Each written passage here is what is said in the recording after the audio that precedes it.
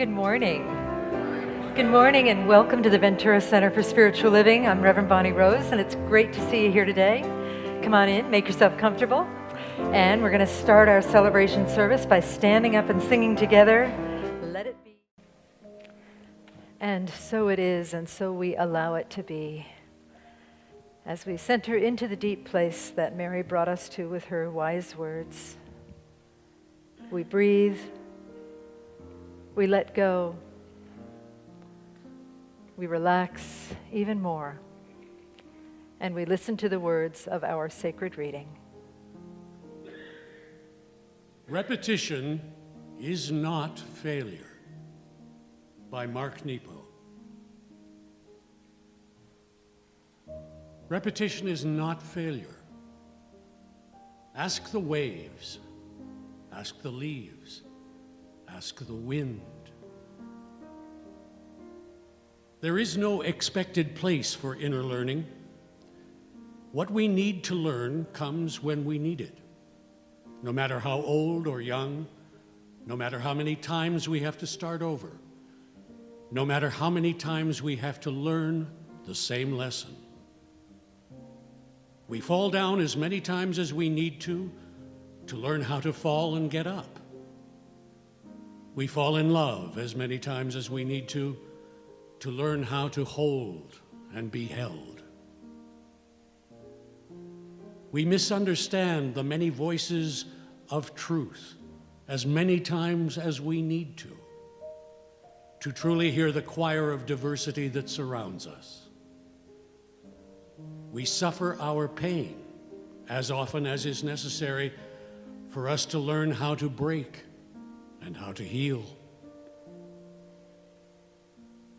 No one really likes this,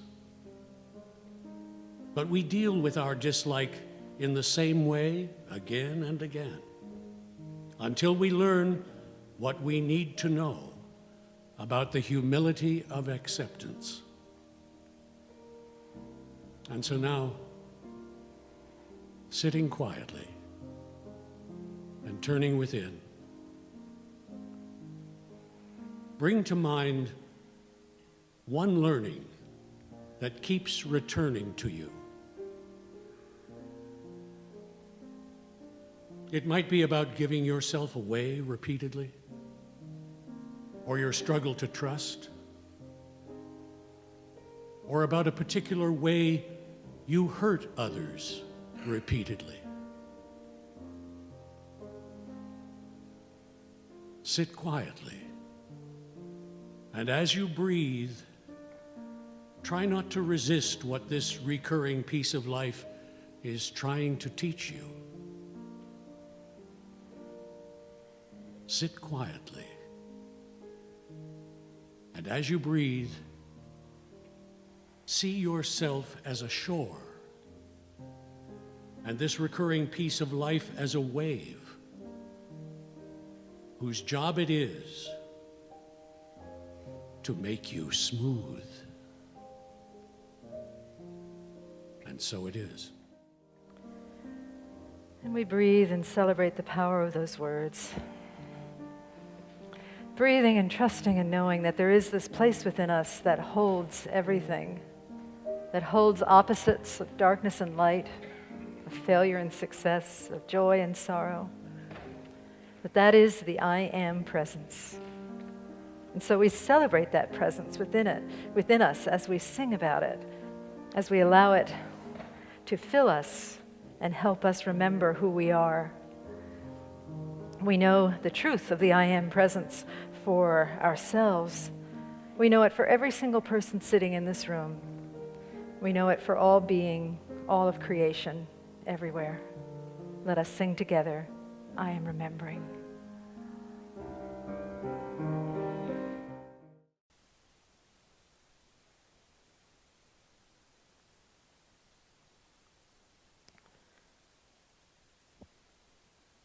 And this beautiful remembrance helps us know that we are love itself, here to share love and to serve love. Let us celebrate that together as we continue this divine service. Breathing in deeply And then exhaling, opening our eyes in love and service to what is, as it is, and so it is. God says,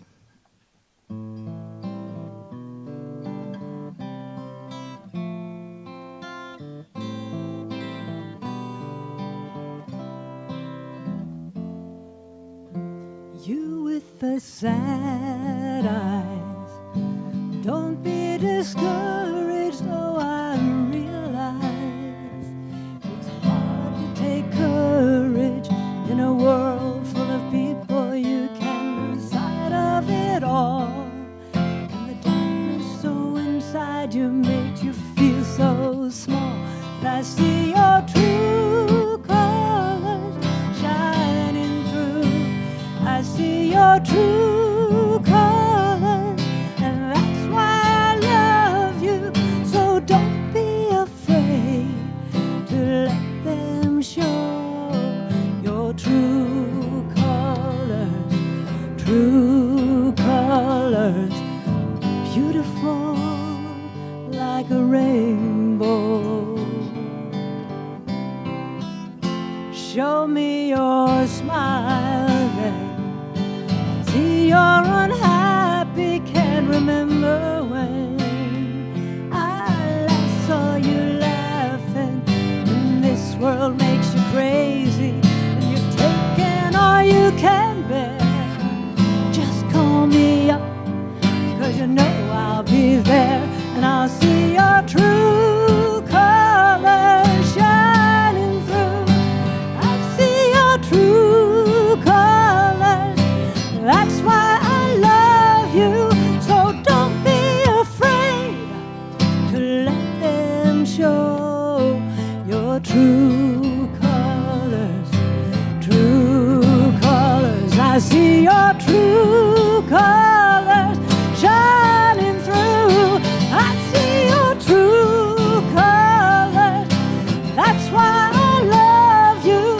So don't be afraid to let them show your true colors,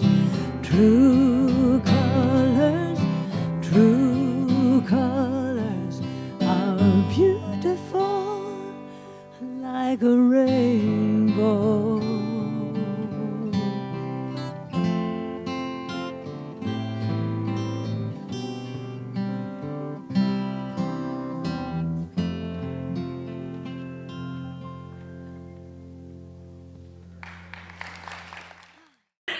Anyway, let me get started with this talk today about failure. Woohoo!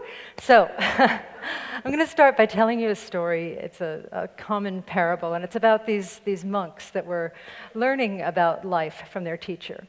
And their teacher took them and he locked them in a dark cave. The cave was completely dark, and he said, there are some implements in here that you can use to drive out the darkness. Your job is to drive out the darkness. So the monks groped around in the dark, and one of them found a big stick, and he said, I'm going to beat the darkness. And so he beat the darkness, and he beat it, and he beat it, and nothing happened. Another monk found a shovel, and he said, maybe if I dig a hole, the darkness will go into the hole. So he dug a hole and dug a hole and dug a hole.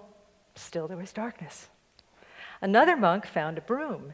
He said, I know, I can sweep the darkness away. So he took the broom and he swept and he swept and he swept. Still there was darkness. And then the last monk found a candle, a bunch of candles, and a match. And he lit the candle, and he gave the other candles to the other monks, and they passed the light around a circle, and the darkness was dispelled. That's a metaphor for many things, but particularly for what we're talking about today, which is fear of failure. Failure sometimes seems like a form of darkness to us, something that we don't want. And often the way that we address failure is to try and beat it into submission, or try and sweep it away, or try and dig a hole for it and not have to look at it. But I'm suggesting something else this morning. I'm suggesting that we light a candle to address the fear of failure. 4 candles, I'm suggesting. First of all, the candle of wisdom. The second, the candle of compassion. The third candle, the candle of joy. And the fourth candle, the candle of bold paradox. And the thing is that all of you can do this, because I'm going to ask you some questions. Do you have even a tiny bit of wisdom? If so, say amen. Amen. Good. Do you have even a tiny bit of compassion? If so, say hallelujah. Hallelujah. All right. Do you have even a little bit of joy? If so, say mamma mia. Mamma mia. And are you a bold paradox in action? If so, say, what is she talking about? Okay, you are. Trust me, you are. If you are here on the planet Earth, you are a bold paradox in action. We're going to be working with all of those candles today, and you'll find that if you light those candles, chances are you will no longer be afraid of failure. Failure will be afraid of you. Okay, hope I can pull this off. Sure hope I don't fail, right? Yeah. All right, let's talk about the candle of wisdom first. The world has an unwise definition of failure. Pretty much, I would say, if I were to summarize what the world names failure, is the world says failure is when I mess up and then feel like a loser, right? There's two parts to that definition. There's I mess up, and then there's the allowing of that quote-unquote messing up to cause me to feel like a loser, to feel humiliated, to feel shameful. Has anyone here ever failed in public in a big way? Yes. Hello. Yes. I raised this at a seminar I was teaching in Utah, and I said something about gaining comfort with failure, and one of the ministers raised her hand, and she said, I fail every Sunday. And, honestly, I do too. Such as last Sunday, 2 Sundays ago, when I forgot to call up the practitioner students, and I'd promised them that I would. So let's do it now. Christine Both, Kathy Walker, and Gail, would you stand up and let us acknowledge you? Yay. Thank you. Please be seated. See, and they get their own spot in a service rather than being with a whole herd of practitioners. So maybe that was a good failure. Anyway, that's how we often define failure. I mess up, and then that causes me to feel like a big loser. Insert whatever word you wish for loser. So I'm suggesting that we, with the candle of wisdom, because failure is afraid of wisdom, with the candle of wisdom, we enlighten a new definition of failure. The new definition of failure is something unexpected happens. And then there's a choice point, a moment where I can make up a story about what happens. Now, I can make up a story to say this thing that happened, that perhaps I even caused, this thing that happened defines me, and it says that I am somehow inadequate and somehow flawed. Or we can tell a different story about this thing that happened. We make the choice to say something else about this thing that we're calling failure. Failure is first attempt in learning, F-A-I-L, first attempt in learning. If it's not your first attempt, change it to fine attempt in learning. And another fine attempt in learning if you're failing multiple times with something, right? Failure is also an opportunity. There's often a gift embedded in failure, just as the reading said.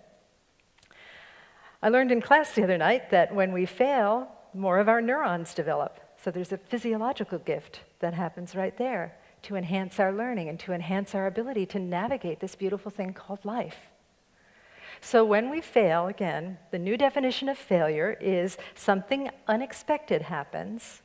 We have a moment where we can catch ourselves making up a story about it. And if it's a story that does not affirm the fullness and the glory and the power of our life, then we get to choose a better story, such as failure has a gift within it for me. Failure is first attempt in learning or fine attempt in learning.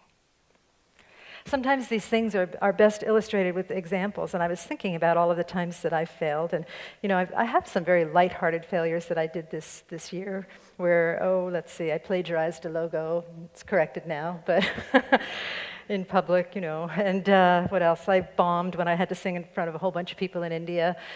Didn't know the words or the tune, which is really hard to do, but I managed to do it.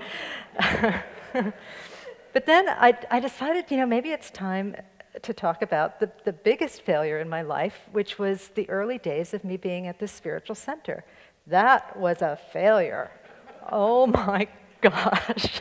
Now, some of you are here, and I thank you for sticking with me and all of that. But at the beginning, it was what I just said. I had an expectation that something was going to happen. I thought I was going to come here, and it was going to be easy, and it was going to be smooth, and everyone was going to love me. I was kind of a star in my old church, right, Mary? Mary used to go to my old church. People really liked me, and they thought I was a good speaker. And I would go back and visit my old church after a couple months here, and they'd say, how's the church going? It's growing, right? And I'd be like, no. It's kind of like, have you ever seen the Ten Commandments when the Hebrew people part the Red Sea and run away from Pharaoh? Well, I'm Pharaoh. I have to say that with a southern accent because I learned about Christianity in North Carolina. I'm Pharaoh, everybody. I was Pharaoh, and them Hebrews was running down away from me, right? And the church was shrinking, and the money was going out the window, and it was bad. It was bad. I felt like the biggest loser in the world. And that's how I was defining it. I was defining that these things were happening because I was inadequate. I was inadequate to be the minister of this spiritual center. Thank you for that phone call. I appreciate that. Hopefully that's Jesus calling me to tell me that, no, it's okay. We love phone calls in this church, by the way. I love phone calls. They make me very happy because the timing's always perfect. So what happened, though, the way that you notice that I'm still here, right, after all of that. I don't exactly know what caused me to stay. I did ask myself every day, should you stay? I asked God every day, should you stay? And God said yes. I was like, really? And then I'd ask, are you happy? And I could feel my joy underneath the trauma and the drama. One of the reasons I think I stayed is that Fred Mondragon, a couple years after the fact, there's Fred. Fred told me that he had been all along since day one, had been praying for my gumption. Who even uses the word gumption anymore, first of all? And when I first heard that he was praying for my gumption, I was like, well, couldn't you have maybe prayed that I win the lotto and didn't have to, But no, he prayed for my gumption, and it stuck, and something shifted. And now looking back at that alleged failure, I see that all of that stuff had to happen. The money had to leave, and the people had to leave, and it was just not a good fit in many, many ways, so that we could evolve the church that we have today, which is magnificent. And the old church was magnificent too in a different way, but it just wasn't a good fit for what I was bringing to the table. So we have this church today because of the failure then, and that is the gift in it. That is the gift in it. We have this church today because Fred Mondragon prayed for my gumption, and I was able to stay. You're welcome. Sorry.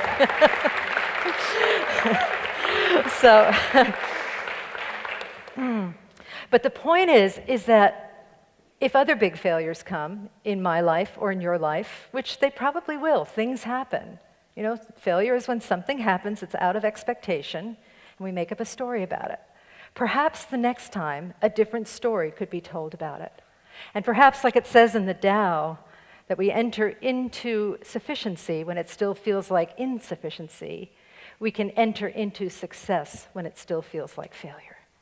Because it is. There is a success hidden in every failure, every perception of failure. Failure is not even real, it's just a perception, it's just a story that we make up. It's like Eric Butterworth saying that there is an allness in every illness. There is a success embedded in every failure. So that is the wisdom, the candle of wisdom that we apply to failure to cause failure to be afraid of us. And you've all got that candle within you because you all have wisdom. And if you need more wisdom, keep coming back. Talk to your friends. Go see a practitioner. And that wisdom will rise up so that pretty soon failure is just absolutely nothing to you. It means nothing. It has no power. Only the power that you choose to give it, and you choose to empower your fullness versus your failure. Another beautiful candle that we work with in this context is the candle of compassion. Brother Gandhi said that God is truth, and truth is God. And I think that the same relationship exists between wisdom and compassion. Wisdom is compassion, and compassion is wisdom. So often, even though we think that we are compassionate and wise people, we act that way to others, but we don't necessarily act that way in our own heads. So I want you to say something after me. Say, I am a compassionate person. Good. Is it true for the most part? You know, maybe not on the freeway or whatever, but you know, it's probably true for the most part. I am a compassionate person. Now try this on. I am a compassionate person who berates myself mercilessly when I mess up.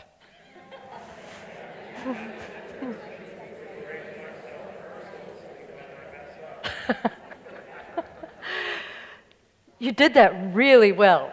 You did that really well. And you knew that you were lying, right? Because either you're a compassionate person or either you berate yourself mercilessly when you mess up, right? So it's an oxymoron. They cancel each other out, so you really can't have both.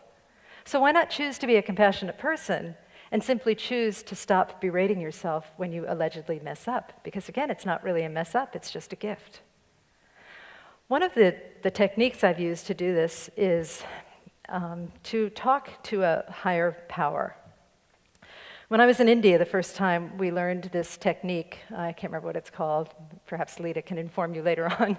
But we found a personal version of God. We put a face to God, right? What's that called, Lita?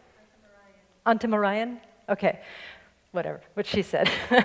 So we learned to give God a face because we are relationship driven, and sometimes it's helpful to talk in your head to something that has a face. And recently the ones that I've been using, my personal gods, are Jesus and my deceased dog, Stella. So if I catch myself after a failure or something else berating myself mercilessly, I say to myself, let's see what Jesus or Stella would say about this. I gotta tell you, they never talked about this in the Gospels, but when I talk to Jesus, when I'm berating myself mercilessly, the dude rolls his eyes an awful lot. Say, I really messed it up, I'm really a loser, I just suck. And Jesus goes, oh.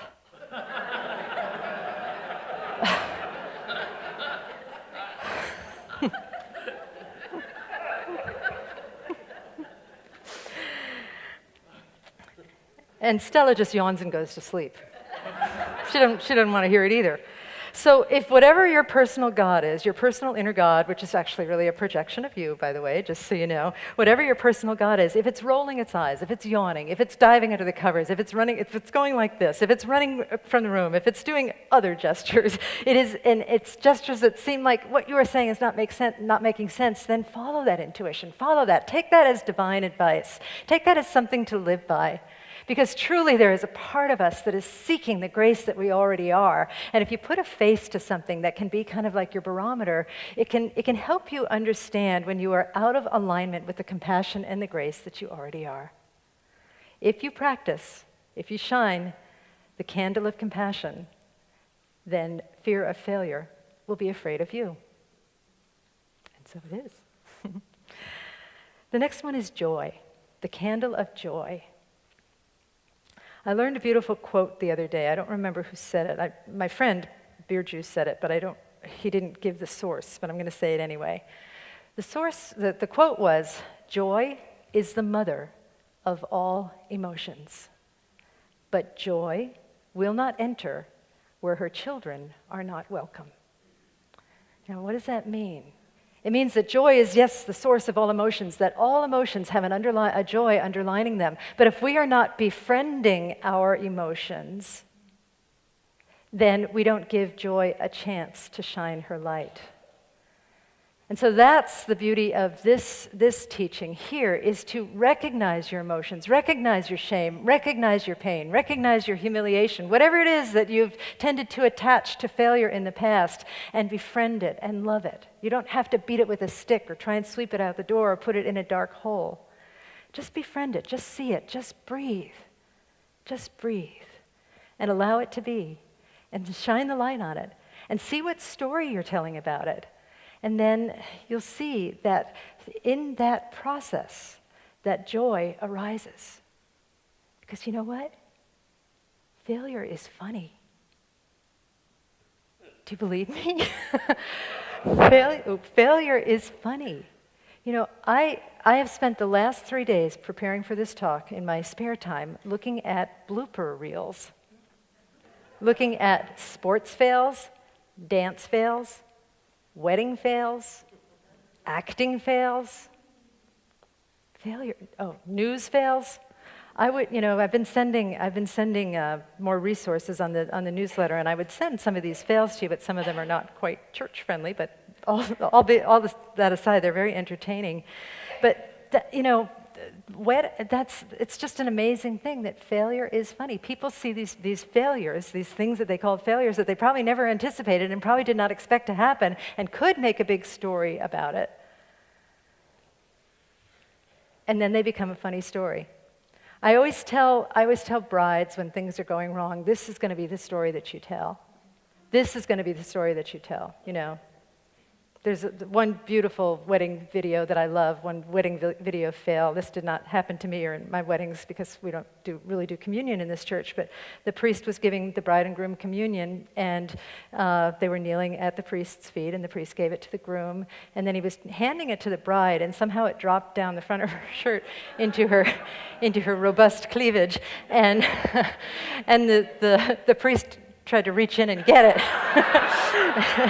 And the bride starts going, "Whoa, whoa," slapping his hand. But so that's a failure. Failure is funny, right? And that's the story that they're going to tell their grandchildren. So if we can look at our own failures and try and find the humor in it, the thing with the church that I described, it was hardly funny at the time, but there were moments of humor. A congregation who was there hates it when I say this, but I'm going to say it anyway. One of my biggest joys in that was referring to the congregation as the children of the corn, or the church of the corn, because they were just... I really felt like I was preaching to the children of the corn. If you've seen the Stephen King movie, you'll understand what I mean. And bombing, singing in India, that was hilarious. This whole logo thing turned out to be room for a lot of comedy. Failure is really funny when we allow it to be, but you have to allow it to be. And you allow it to be by seeing the wisdom, shining the light of wisdom, by shining the light of compassion, and then shining the light of joy. Again, remembering that joy is the mother of all emotions, everything that you're feeling. Joy is the mother of that, but joy will not enter where her children are not welcome. The last one is that mysterious one, bold paradox. I said, "Are you bold paradox?" And probably some of you said yes, but I suggested that you say, "What the heck is she talking about? What is bold paradox?" Failure, or the fear of failure, can't really tolerate the candle of paradox. And one of the reasons I know this is that recently I've been fascinated with this thing. I learned it from Nipun, but actually it was started by the two guys that did the movie Super Size Me, right? Have you seen that movie? It's been a long time since I've seen it, but I think it's about a guy that eats every meal at McDonald's, right? And he supersizes, and then he becomes rather ill. Yes, ill. Yeah. So they started this thing called the Failure Club. And it seems so counterintuitive to say, I want to start a failure club, because for much of our lives, and also in this teaching, we've been like, no, I want to focus on success. I want to focus on success. What could you do if you couldn't fail? But they're starting this thing where they're going to try and fail on purpose. They're going to create dreams and visions and mysteries so big that it's probably inevitable that they will fail. But as Nipun says, when he works with it in his group, that the act of going for it, the act of setting these impossible intentions and then taking the steps required to move forward, that gives you more than anything that you could ever imagine. Because the result is not the prize, the process is the prize. The process of growth that happens to us as we step out into our fullness. The process of enlightenment that happens as we start to confront the stories that we tell about our alleged failures. All of that is happening when we set impossible intentions.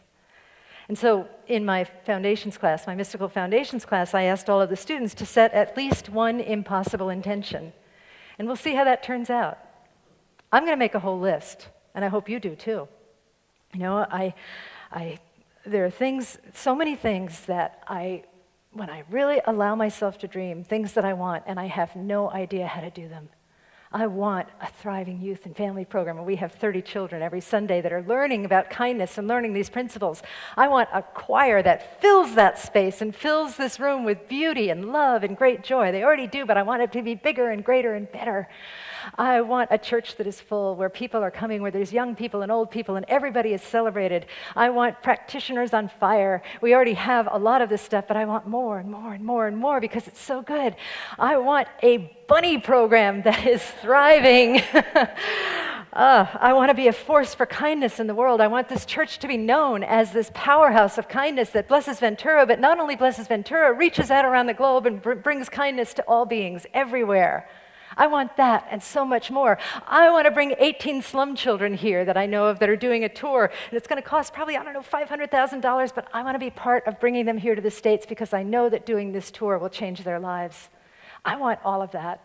So I am starting a failure club, and I may be the only member, but I intend to do these things, and I intend to fail big because that takes the sting of failure out of it. And I know that the act of trying, the act of doing is so much more important as to whether or not the world labels what we do as successful. And that's true for you, that's true for me, and that is true for us collectively. So what will we do with this information? What will we do with the power that we have in this community? How will we change ourselves? How will we change the world?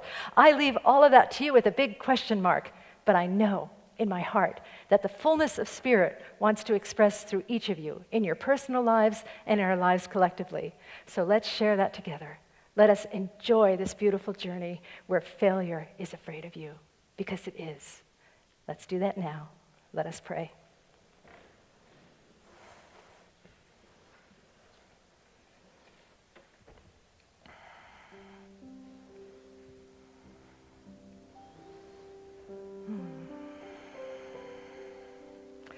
I turn within and just reflect on the power and the love that is in this gorgeous sanctuary.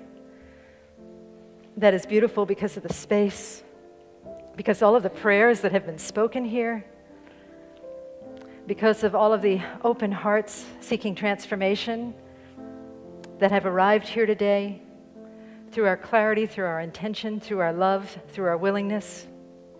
This space is an invitation for the life of God, and I say yes to that life right now. I accept it in and acknowledge that God is the only power and the only presence in the universe, that everything is love, that everything is life, and everything here is for our awakening. It awakens us as we awaken to it.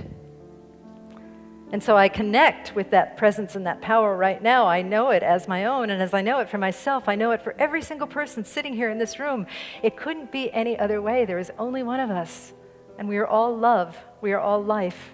We are all God, joy, harmony, peace, wisdom, all of those things and so much more. And so in the spirit of knowing the truth of our existence, both individually and collectively, I speak these words of truth to know that lives here this morning are blessed, that hearts are opened, that any perception of failure has been altered by the truth of redefinition, by the truth of success hidden in failure, by the truth of gifts hidden in all things, by the truth of love expressing through every single dimension of life. I know that people's hearts have been opened to change their lives for good. And even if our lives are pretty darn good, our lives can be even better because we are dealing with an infinite principle that supplies us and fills us and seeks to create more and more good in the world. And so this work not only blesses us, it blesses everyone. It blesses all beings everywhere.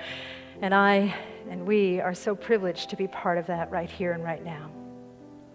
And so I give thanks. I give thanks for this morning. I give thanks for this transformation that has occurred. I give thanks for everything is thankful. I bless this teaching and all that it has to offer. I bless all paths to God. Churches, synagogues, temples, mosques, ashrams, fundamentalists, atheists. I bless all beings, for all beings are a blessing. And with a heart so filled with blessedness and so filled with love and good, I say, thank you, Spirit, thank you, God, and I release these words into the divine mystery, and together we say, and so it is. I am so blessed.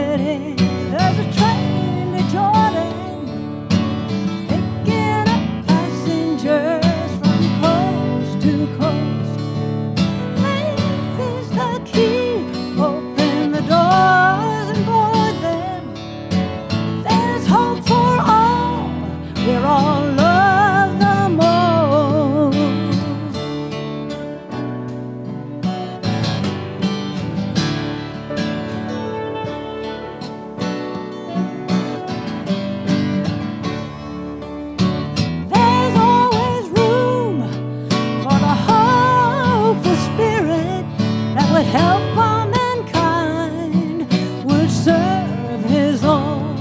Have mercy on those who think their choices go thinner.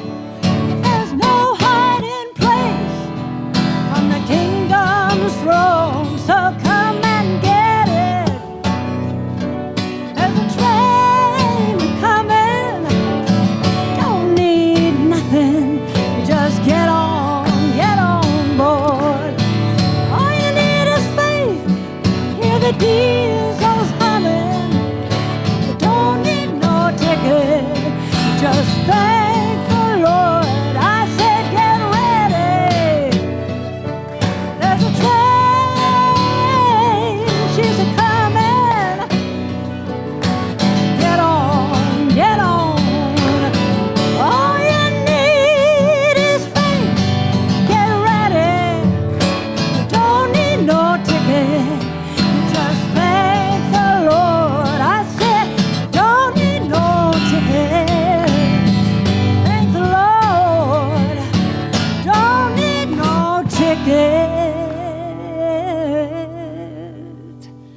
you just thank the Lord.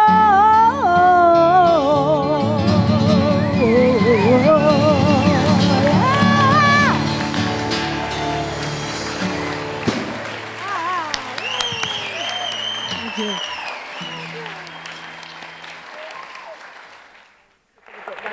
Say what? Yeah, yeah.